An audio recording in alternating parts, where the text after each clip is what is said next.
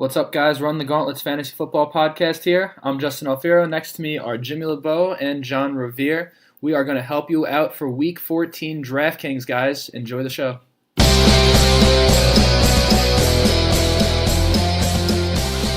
Ladies and gentlemen, welcome back once again to this Week 14 edition of the Run the Gauntlet Fantasy Football Podcast.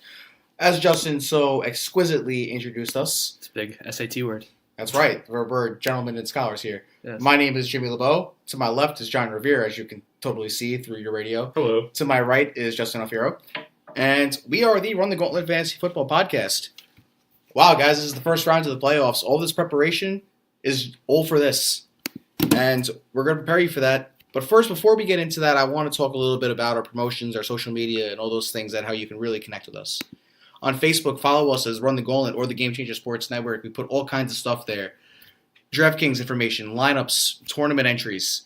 If you do not join the DraftKings tournament entry, I think you're doing yourself a disservice. Play the experts. Try your skills against us to improve your skills. And maybe make some money in the process. Because everybody here, if you're listening to this podcast, I know you're damn good at fantasy football. That's just how it goes. Especially if you've been listening since the start of the season. Absolutely. Especially if you listen today, because I'm going to tell you the guys I'm playing anyway. I don't care. You're probably not going to listen to me anyway if you're anything like me. And along with Facebook, we also have an Instagram. It's at Run the Gauntlet FF, all lowercase, as well as Game Changer Sports Network Instagram. They just made one as well. We'd love you guys to shoot both of them a follow. So without further ado, why don't we start with quarterbacks, as one normally would, right? As it is the NFL. Normally, yeah. So who do you like this week, guys, at quarterback? Anyone in particular? Phillip Rivers. Agreed. Without Melvin Gordon, that's gonna be great for With him. or without Melvin Gordon would have improved his chances. But at 6,500, I don't care if he's a top 5 option in terms of cost. The Bengals suck. Yeah. Like, let's just tell it like it is. The Bengals are absolutely terrible. And their injuries obviously don't help them either. No, and they allow the most fantasy points to quarterbacks, guys. 1 + 1 = 2. 2 in this case is Phillip Rivers. You can't go wrong playing Phillip Rivers at 6,500. I agree, and the only thing that would hold me back from him is that he's 6,500, and I do happen to like Matt Ryan versus Green Bay. If you look throughout the course of the season, any quarterback worth their weight in salt has been, at the very least, decent against the Packers this year. If I told you nothing about anything and I said, hey, Packers-Falcons, what would you say, low-scoring game or shootout? Without the hindrance of Mike McCarthy's play calling, oh, God, this game is probably going to be 80 combined points. Shootout. That's what I'm I saying. would hope so. That'd be great.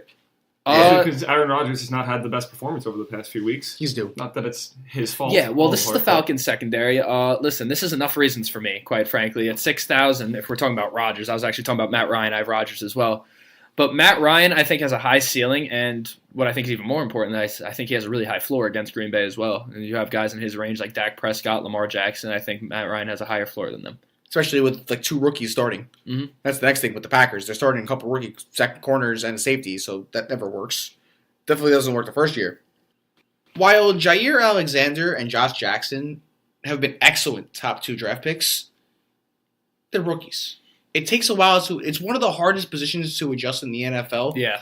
Like, if I'm not mistaken, most experts are of the opinion that quarterback and defensive back are the 2 hardest transitions from college to pros. That's what makes what a guy like Derwin James, the year he's having, so spectacular, is that he's been doing it flawlessly.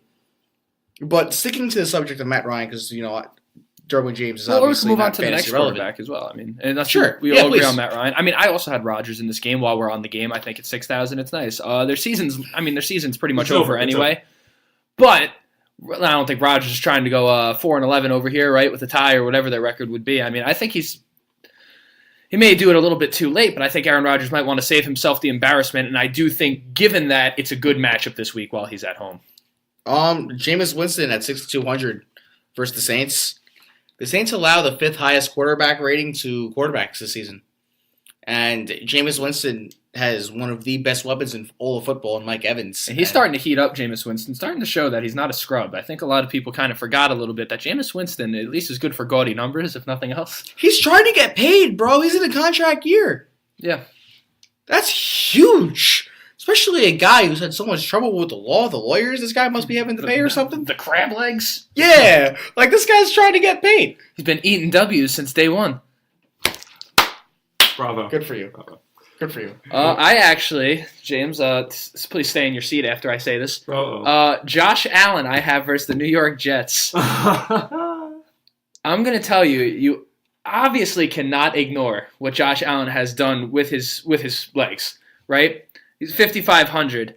In those games, though, what people have not realized as they poop all over his game, myself included, not for these past two games, but overall, is that Miami and Jacksonville are two of the best secondaries in football. And Xavier Howard just got hurt in the game against Josh Allen, so he did have to verse him even though he's hurt now. The Jets actually provide him with the best opportunity since he's gotten hot to have a big game through the air. And you have to take into account that he scored 26.3 versus Jacksonville and 33.7 versus Miami at 5,500. I'd be a little nervous to rely on Josh Allen, but the upside's clear, and I think at 5,500 is a nice price. My fear with Josh Allen, because I had him down, he was the first guy I looked at. Yeah. As a Jets fan, I was a little biased. And I do believe Josh Allen is a beautiful play at 5,500 if you could fit that extra gain, that extra profit in your lineup.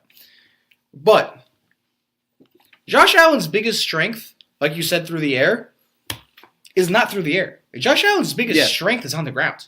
Yeah. Josh Allen is the size of Cam Newton, and quite frankly, this is bold to say, arguably one of the best running quarterbacks out of college since Marcus Mariota. Yeah, or since Cam Newton at that. He's very, very talented, Josh Allen. It's very interesting, Josh Allen, because Wyoming had no talent. The Bills, while he doesn't have much talent, is better than Wyoming's talent. Yeah, I would. And it's showing. And the Jets just lost Darren Lee for 4 games due to performance-enhancing drugs. He just got suspended. So they're without their number one linebacker. Avery Williamson has not called this defense. Todd Bowles is about to lose his job at the end of the season. Todd Bowles is this lame duck. This is prime for Josh Allen to go off, but it is hard to beat a team twice. It is particularly hard to beat a divisional team twice. And it's also hard to continue running the ball the way he is over and over again, along with the fact that I don't think he's the most accurate quarterback in the world. And even versus a weak secondary, I could see it not panning out. But I mean, if he gives you that on the ground, who knows if a couple plays break off because it's the Jets. It could also be a problem for the Bills because, like you said, to keep up the hot streaks doesn't happen that often. The Jets are on a 6 losing streak. Kind of need to win this game. They are due. At some point you have to win, right? Especially with Darnold coming back. And we're going to get to that later when I talk about the tight ends and a certain receiver. But oh no. Do you have any other quarterbacks, John? I would say, honestly, Mitch Trubisky is active for this week against the Rams home game for $5,600, just $100 more than Josh Allen. I don't see any reason why. He's been out for 4 weeks now, I think, or 3 weeks, whatever it may be. And people are scoring a lot against the Rams simply because. Well, Marcus Peters and Aqib Talib are both healthy now. Yeah, I agree. I just feel like Trubisky's a great play. Yeah, well, and on top of that, a lot of where it comes with them isn't always the receivers. Or it's out of the slot, maybe. They're very good throwing to the guys out of the slot. They do good work with Trey Burton. Obviously, Tariq Cohen's a monster out of the backfield. Andrew Luck, I have at 5,900 versus Houston. The matchup isn't great. I wish I had it up in front of my face. I had it before. The Houston Texans haven't versed a quarterback worthwhile since they versed Andrew Luck last time. And if you don't remember, Andrew Luck had 464 yards and 4 touchdowns. It's 39.7 points for those of you who are looking at it in terms of DraftKings, as I would expect. Listen, Houston, I just don't really think their defense is for real. I think they've versed a bunch of quarterbacks that weren't playing good football. Since they've gotten hot, the thing with them is that they versed Andrew Luck in Week 4. They versed Dak Prescott in Week 5 when he was playing terrible, before they had Cooper and before they were incorporating Zeke into the passing game. They then versed the Bills, who had started the combo of Josh Allen and Nathan Peterman. I forget if one person went down or Nathan Peterman just got benched, but they were the Bills during that time. They versed the Jaguars with Blake Bortles when he got benched for Cody Kessler. The Dolphins, they were versing Brock Osweiler. They versed Case Keenum, obviously has had a pedestrian year in my opinion. Alex Smith, they had the verse the combo of him and Colt McCoy that week. They versed Mariota in this Titans skid that they've been on, and they versed Baker Mayfield. They haven't versed a quarterback that's been playing well since Andrew Luck in Week 4, and I think it's inflated their numbers. I think Andrew Luck just had that game against the Jaguars. Colts offense is still going to do what it does, and he's still going to throw the ball a lot. I don't think either of these teams are good enough to stop each other. I think that's why it was 37-34 last time Texans. I think you're looking at another shootout this week. The Texans' defense, I'm of the opinion the Texans are straight up Super Bowl contenders. I would agree with that. I just don't think their secondary is actually as good as the numbers have shown. Our secondary might not be, but that pass rush is a problem. And while the Colts' offensive line has been dominant in recent weeks, they are young, so this is a nice challenge for them. Absolutely. Those are all my quarterbacks personally. I'm not sure if anyone had anyone else to mention. Oh, no, I'm good. John, yourself? I mean, the only one I would think of is Drew Brees against Tampa Bay, but for 6,600, that's a layup. Yeah. I had wanted to bring this one up with the situation in Pittsburgh with no James Conner. You have Jalen Samuels at 3,700, who's expected to start, and you have Stevan Ridley. I don't even know how you pronounce his name anymore. It's been so long. It's just Steven. That's not how you normally spell that. Stevan Ridley is 3,300. Oakland's a great matchup, but would you recommend either of these guys this week or no? Only if you're in Yahoo and you can play Jalen Samuels as a tight end. True, I saw that actually. Yeah, but I'm looking at DraftKings. Yeah, no, absolutely not. Like, Jalen Samuels, listen, I'm not saying either of those running backs won't go off, but the primary beneficiary of the Steelers-Raiders game is going to be Ben Roethlisberger and his receivers. I would agree with that. Ben Roethlisberger leads the league in attempts. Ben Roethlisberger also leads the league in yards per game. I don't see either of those trends slowing down this week. Not against Oakland. Or going forward. I would agree with that. I also wouldn't recommend either of these guys because there's actually a couple guys that are, or at least there's one guy that's right there with Jalen Samuels that you need to have this week at 3,800. I'm just going to say him, is Jeff Wilson Jr., of the San Francisco 49ers. There's going to be no Matt Breida this week. They're actually pretty much out of running backs. Did you actually watch his highlights versus Seattle or no? He's very talented. I'll tell you, they used him all over the place. That's what I thought was so impressive about him is that they used him out wide. They used him out of the slot. They used him out of the backfield. The 8 receptions that he got in that game didn't look flukish to me at all. He's an excellent fit in Kyle Shanahan's offense. Yeah, and that, along with everything else, his volume is going to be guaranteed without Matt Breida. Denver has allowed 5+ receptions to the running back position in 5 out of the past 6 weeks. And I think Jeff Wilson, especially DraftKings being PPR, I think at 3,800, you cannot go wrong here. No, and I think this week is a rare week in the sense that you could have 38 and 3,900 out of your running backs. Well, Garrett Blunt, ladies and gentlemen. Oh, no. Versus the Arizona Cardinals. Good matchup. On the road in Arizona, I think LeGarrette Blount has a chance to recreate what he did on Thanksgiving. LeGarrette Blount is versus a Cardinals defense that allows the second most points to running backs, and the Lions don't even have Kerryon Johnson. Theo Riddick is not going to get carries. They brought in LeGarrette Blount to handcuff Kerryon Johnson. I know it's weird to say the Lions are using a handcuff, but this is a prime example of a handcuff that everybody overlooked. Only because this is the thing. I wish I discussed this earlier in the season, in the offseason. People overlook certain handcuffs because the starter isn't exactly valued as an elite option. LeGarrette Blount was undervalued as a handcuff. LeGarrette Blount was one of the best handcuff options in the NFL this season, in terms of talent and in terms of opportunity. I actually don't believe that, but I'll let you go. Yeah, okay, fair. But there is no denying the fact that LeGarrette Blount is an absolute monster in the red zone. LeGarrette Blount is nearly unstoppable if he gets 15 carries. Freaking, there's someone in there holding a couple cheeseburgers for him and a... Hey, listen, he had, 19, 20 touchdowns that one year with the Patriots? They promised him on the sideline, man. They're like, hey, here's another double stack. Listen, some guys stay in the NFL for certain reasons, and LeGarrette Blount's going to continue to stay in the NFL for feasting on bad defenses that can't cover him in the red zone. And feasting, what a word. Oh, he's going to feast, all right. He's a big boy. He's going to feast. I would say with Melvin Gordon out, I don't think that it would be a problem necessarily to pick Austin Eckler, even though he's a bit more pricey than usual. Going up against the Bengals at 6,200. What? What? The back to own. This guy's headphones are falling out of his ears. The back to own on the Chargers is not Austin Eckler. The back to own is Justin Jackson. Justin Jackson at 3,800. was 10 times more efficient than Austin Eckler last week.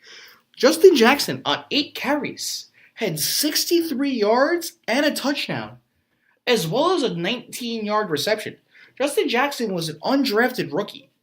Just because he's not known doesn't make him any less talented. Look at Philip Lindsay. Precisely. Running backs, Jeff Wilson as well. Running backs just kind of happen. You can find them. That's a lot of people say it's the easiest position to adjust to when you come to the NFL because you just look at the hole and hit it. If you could see, you could see. If you can't, you can't. Yeah. And the week before, when Melvin Gordon went down, Jackson carried the ball 7 times for 57 yards in a 45-10 win over the Cardinals. The efficiency is off the charts. Whereas Austin Eckler on Sunday Night Football was downright putrid. I'm sorry to discredit you. I'm not saying that you're wrong. But you got no idea what you're talking about. We've been saying on podcast that people have their games that they're going to be due. So you don't think that Austin Eckler's due on the week that Melvin Gordon's out? I just think they're going to feed the hot hand. That's fair. These are both valid. It's very fair. I'll give you that. But the hot hand is also going to depend in your defense. The hot hands will also depend on who gets started first. And Austin Eckler is most likely going to be the starting running back because Austin Eckler is the number 1 rated running back in Pro Football Focus. Not that Pro Football Focus is anything more than analytics, which I personally don't take much credit to, but plenty of people do, and I'm not going to discredit them. I like some analytics. Some of them are good. Some of them are very valuable and very informative. I think sometimes it takes away the film of the game and it takes away the actual visual of the game. Mm. You know what I'm saying? I agree. I would agree, yeah. That's my case. Sonny Michel, 5,900 versus Miami. Assuming he gets 17-plus carries, I think it's impossible that he busts. At least it depends what you consider a bust in FanDuel. I mean, I suppose he could walk out of this with 12 or something like that, but I guess anyone can. With Xavier Howard down, this game might end pretty fast, and at that point, the floor is definitely high. In the case of a blowout, 59, it might just get as many points as Ezekiel Elliott gets at 86, who I also love versus Philadelphia. After they allowed 90 yards to AP last week on that one, I think Zeke's going to run all over that defense. Don't they have like 10 defensive guys on IR, Philly? 4 of which are in the secondary. So if Zeke gets past that first level and has to deal with some of those guys in the secondary, forget it. Forget it. It's too much. Zeke at 86. We had talked about this earlier. I'm going to keep rambling. I thought, please leave me alone. I thought that of the guys that were above 8,000 at running back, of the really expensive guys, I thought Zeke was the one to pick this week. If you're going to pick one, I think that's an important thing that we should touch on more often is of the expensive players, who's the one that you should be getting? I think at running back, it's Ezekiel Elliott versus Philly at 86. Oh, yeah. Absolutely. The Cowboys and Eagles are going to try and punch each other in the mouth.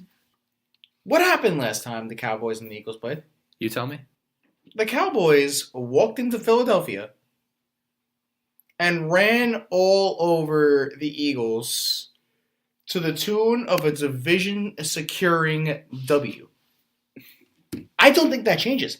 I think the presence of Amari Cooper only strengthens the Cowboys' stronghold on the division, and I think Ezekiel Elliott is the biggest beneficiary of all of it because now Dak Prescott's playing with confidence. Yes. There's an excitement in Jerry's world right now that we haven't seen since Tony Romo at quarterback. And that's part of the problem is that what did all that excitement with Tony Romo ever turn into? And there's a lot of talk about this. I think First Take did a decent job talking about it, actually. Just when you think the Cowboys, right? So the Eagles right now, if they lose this game, it's over for them.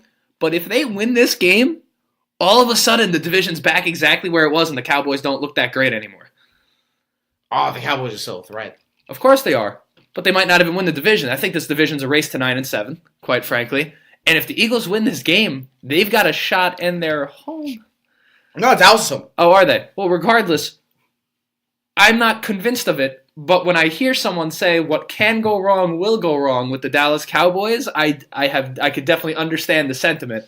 And I'm not crazy about this on the Cowboys right now, but I do think Zeke's guaranteed the game at the very least. Agreed. John, running back?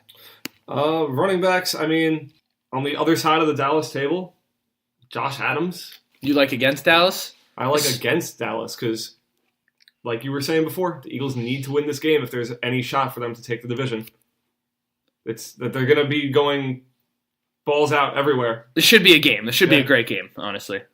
And Josh Adams comes in at 5,300, so... Especially a guy with the past 2 weeks who has 42 carries.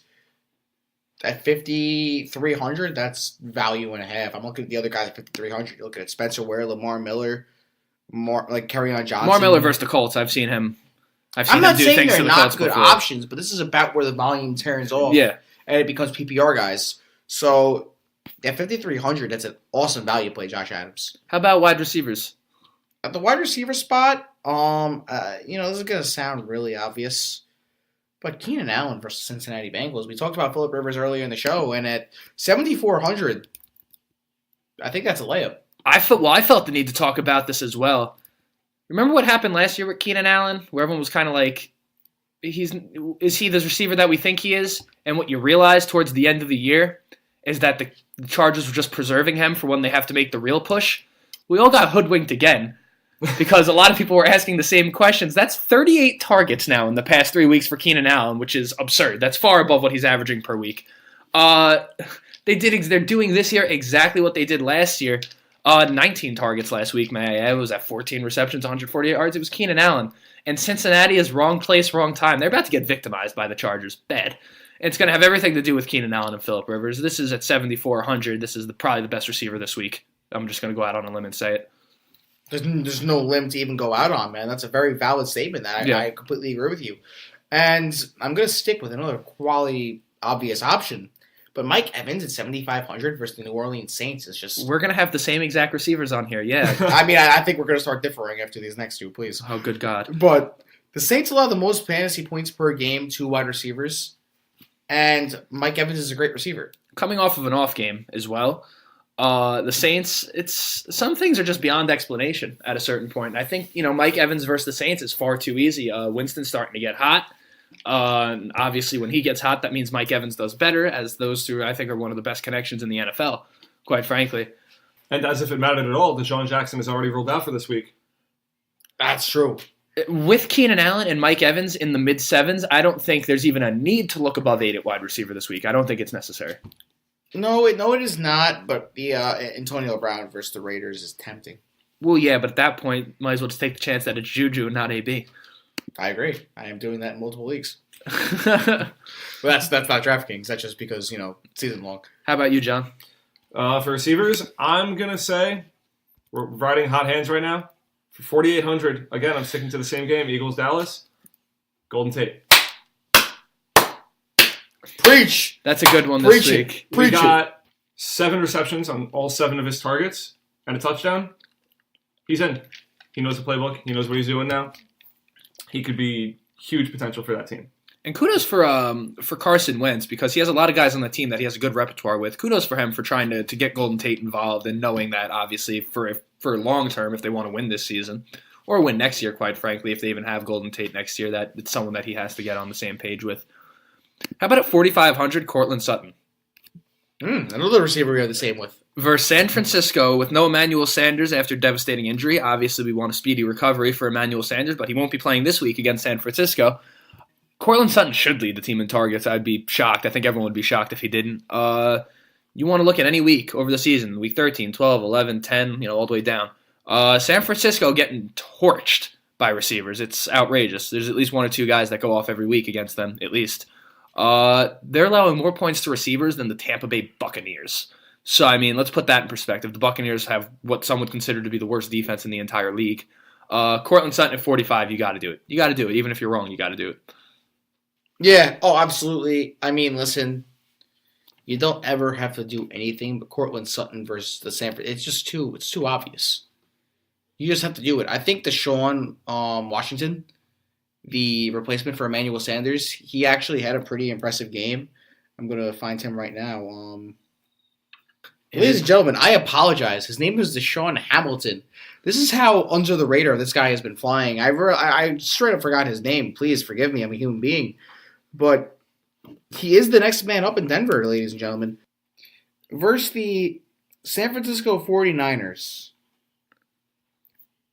Emmanuel Sanders has had a 23.7% of the target share in Denver.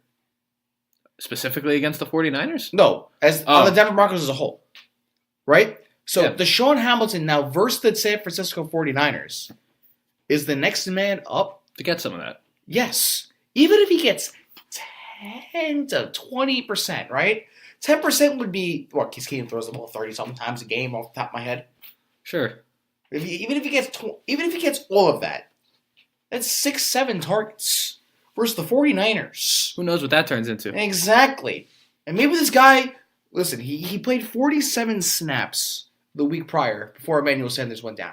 It's not like they don't trust this guy to be on the field. Maybe he's not getting the same love in the passing game as of late because of Emmanuel Sanders and Cortland Sutton and the obvious running game that the Broncos are trying to establish. But he's the next man up. He just is. And that's worth noting at 3,000. If you really, really like a running back. Yeah, if you really want one extra guy, maybe this is a nice flyer to take. I'm not saying you're not even guaranteeing he's going off. You're just making people aware that he's even there. For 3,000, the guy's got to get 3 points to be value. Think about that for a second. If you get value out of all your positions, which is half 50 value. Okay, I don't know if I've ever discussed this, but value for FanDuel or DraftKings, you should take half of the cost and make that relevant based off an actual number and not 1,500 in Deshaun Hamilton's case. Deshaun Hamilton is worth 3,000. So you have that number to 1,500, right?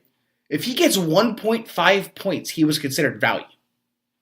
That is how though? That doesn't work. You're never going to win anything with 1.5 in your lineup. That's because he's a 3,000 play, Justin.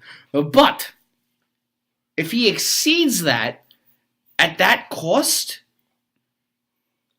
if he gets 7.5 to 10 points, that's worth having in your lineup. If you really, really, really, really, really, really, really, really, really want somebody at a high cost. Well, okay. Do you have any others? I have nothing to say. Do you have any other? I do have one more. Please entertain me.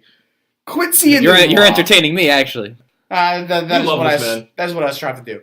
Quincy and Nunwa at 3,700 versus the Buffalo Bills. Oh, forget it. You're better off with the guy from the Broncos. Oh, stop it. Quincy and Nunwa. Sam Darnold is the starting quarterback for the Jets this week. That is already even better. Dude, he doesn't wear sleeves in the cold. Oh, yeah. And he's not going to have a boot on anymore.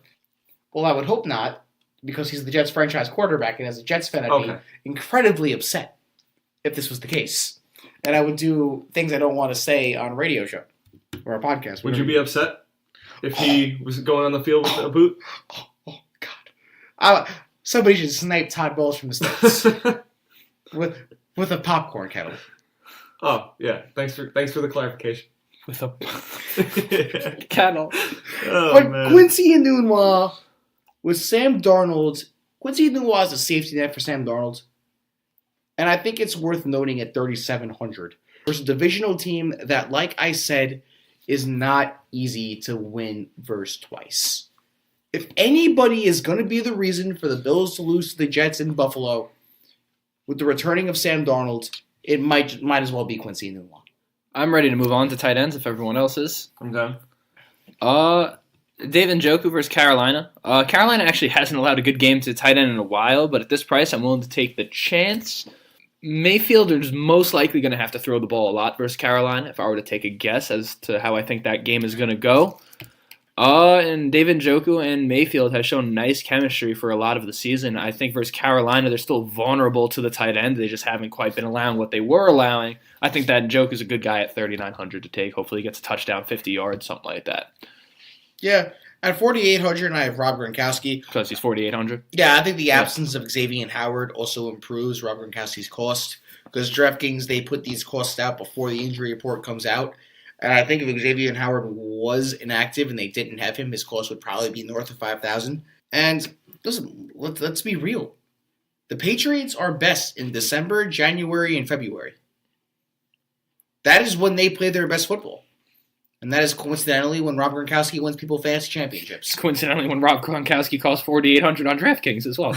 Yes. In fact, I might have to go change some things in my lineups now that you put it like that. The thing about Rob Gronkowski that I'm not a big fan of is that over the past 2 weeks, he's had a combined 11 targets, which isn't bad, but he's only caught 3 for each of those weeks, totaling I believe, 70 yards. So 6 receptions, 70 yards. Why would you do that when you could get Eric Ebron for a little bit more, for $5,700 against the Texans? I would actually, let me hit Ebron real fast, because if the Colts are in a shootout, especially with T.Y. banged up, he might not even play. If they're in a shootout, I mean, Ebron, you can't even go wrong. And that is good news, because the Colts are about to be in a shootout. So speaking of T.Y. was out last week, correct? He got hurt. He played. So because of that, Eric Ebron finished with 10 receptions on 16 targets in a game that ended 0-6. Yeah, there's no one that's better at throwing to tight ends. I mean, this guy Ebron looked like a bum for a while with someone who plenty of people think's a great quarterback, myself included, to some degree, although I start to have my questions with Matt Stafford. There's no one better throwing to the tight end than Andrew Luck. And Ebron, this has been money all year. I think it's very safe. Yeah, 100%. And also, now that you mentioned T.Y. Hilton's injury, this is something we missed. But Zach Pascal at the wide receiver spot, if T.Y. Hilton is to miss time, Zach Pascal is easily worth an option versus the Houston Texans. As a Colts fan, I would never suggest putting Zach Pascal into your lineup and trusting him for a week. He played well last week. As a Colts fan, I would never suggest putting Zach Pascal into your lineup and trusting him for a week. Am I sitting here and dismissing the fact that Andrew Luck's his quarterback and perhaps he finds himself in a couple situations he shouldn't? No, I'm not dismissing that. But what I would not do is put Zach Pascal into my lineup on any given week and trust him. So, Jimmy, if you had to agree on a tight end for $4,400, would you believe in Jimmy Graham versus the Falcons? I actually have him right here. There you go. I think Jimmy Graham versus the Atlanta Falcons. I don't like that. I mean, last week he had 8 receptions. Granted, it was 40-something yards. It 11 targets, though. Yeah. And now without, again, the absence of Mike McCarthy is just going to help everybody in Green Bay. Hopefully. I mean, if Aaron Rodgers is just calling the plays, I think he's just going to go with Jimmy Graham. Well, if Aaron Rodgers is calling the plays, who knows? They might just call Hail Marys every play. And you know what? Richard Rodgers got some of them, and Jimmy Graham will get some of them. Very good. I think that's all the case I need to make. I mean, granted, in the past few weeks, he has been steadily improving his practice reps, and I don't see any realistic reason for that to not continue. How about defense? Do you have a defense for the week that you're using? That's usually what I do. I'm using the Chiefs this week. This pass rush is getting real good lately. I'm not sure if anyone's been keeping up. And is Eric Berry back this week, or is he still just practicing? He's on his way. He's on his way. Hem aside, let's count the amount of weeks in a row where they've created a turnover. 1, 2, 3, 4, 5, 6, 7, 8, 9 weeks in a row with a turnover of the Chiefs, and most of those are multiple turnovers.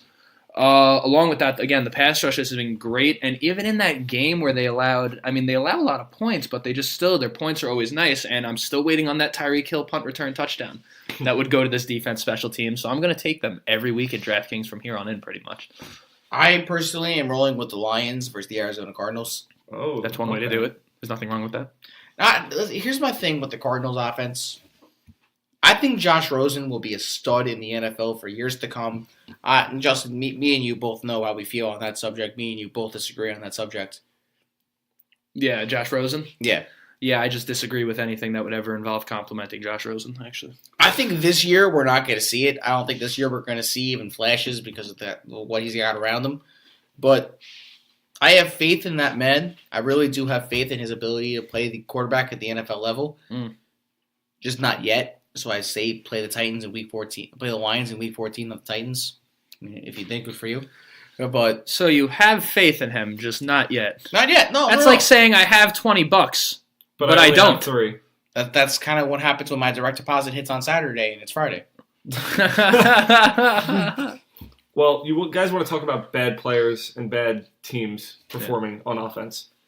Why not just pick, granted they're a little higher than usual, the Chargers or the Steelers, because they're going up against the Bengals and the Raiders. 3,500, 3,000. Defenses don't cost that much. Which one's 35 and the Raiders 3,000? The Chargers are 35, the Steelers are 3. Wow. Because the Chiefs are 2,300. That's nice. 2,300, guess. and look at their points. Look at their points for a defense, man. What do you think they are, John? What do you think they are? In the league? Just forget the league. I'm talking about points week by week, my friend. On DraftKings, I'd say they probably drop around 12, maybe 11 on average per week. Oh, well, that's pretty good, man. And on that note, for those playing DraftKings, I think we've helped you out just a little bit at the very least, right? You feel helpful today? Oh my God, yeah! You guys have totally enlightened me on a couple players that I had no intention of using that I now am will. I Now I'm willing. I am willing. Well, I'm definitely going to redo my lineups now. So, Well, yeah, I mean, realistically, I'm always going to redo my lineups till the last minute because that's what we do. Because we enjoy fantasy football a little too much, and hopefully you guys enjoy it a fraction as much as we do, and hopefully we bring you some content with that. And if you want to see our final posted lineups, check us out on Facebook. I always share my lineups weekly. Again, guys, if you don't already do so, our Facebook is the Game Changer Sports Network, guys. We are doing a lot of really cool things. More things to come in the future. But check us out on Facebook as the Game Changer Sports Network and Run the Gauntlet.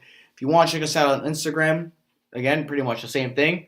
The Game Changer Sports Network is the Instagram, and the Run the Gauntlet FF. All lowercase. Run the Gauntlet FF is our Instagram. And guys, I mean, this is the beginning of something special. This has been a really long season. This has been a learning process for all of us. And I hope this episode in particular was a learning process for you. A lot of really cool things from Run the Gauntlet are in the future. Yeah, guys, and thank you for being with us for this amount of time. I mean, 38 minutes, who knows, 38 minutes, 35 minutes, who knows what you could be doing with this time. You know what I'm saying? And it's just nice that we've been talking for this long and you've been listening, as most of the time I can't get people to listen for that long. So even if you're doing nothing, thank you for making your nothing time our time. Even my dad tries to shut me up after 5 minutes. All right, so... And on that note, I'll tell you my name. I'm Justin Alfiero. I'm Jimmy Lowe. I'm John Rivera. We are Run the Gauntlet. Dun, dun, dun. Have a good one, guys.